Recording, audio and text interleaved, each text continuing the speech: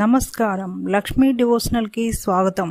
మీరు మా ఛానల్ ను మొదటిసారి చూస్తున్నట్లయితే మా ఛానల్ ని సబ్స్క్రైబ్ చేయండి, బెల్ ఐకాన్ ని క్లిక్ చేయండి. దాని ద్వారా మేము చెప్పే మరిన్ని విషయాల గురించి తెలుసుకోవచ్చు. మా వీడియో మీకు నచ్చినట్లయితే లైక్ చేయండి, షేర్ చేయండి. వీడియోను స్కిప్ చేయకుండా పూర్తిగా చూడండి. ఓం శ్రీ గణేశాయ నమః. ఓం శ్రీ మాతృ నమః. కళలో పసుపు కనపడితే ఎలాంటి ఫలితాలు ఉంటాయో ఈరోజు మనం ఈ వీడియోలో తెలుసుకుందాం. కళలో పసుపు కనపడితే శుభప్రదం. మీరు శుభవార్తలు వింటారు, ఇంట్లో శుభకార్యం జరుగుతుంది. కళలో శరీరంకు పసుపు రాసుకున్నట్లు కనపడితే అనారోగ్యంతో బాధపడేవారు ఆరోగ్యవంతులవుతారు.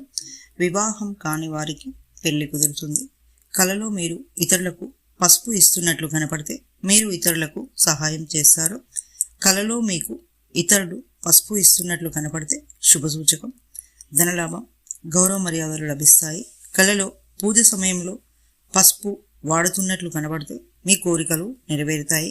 మీపై దైవ అనుగ్రహం ఉందని అర్థం. కళలో పసుపు కింద పడిపోయినట్లు కనపడితే జాగ్రత్తగా ఉండాలి.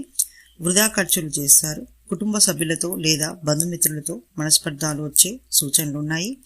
కళలో పెళ్లిలో పసుపు కనపడితే కుటుంబంతో సుఖ సంతోషాలు కలుగుతాయి.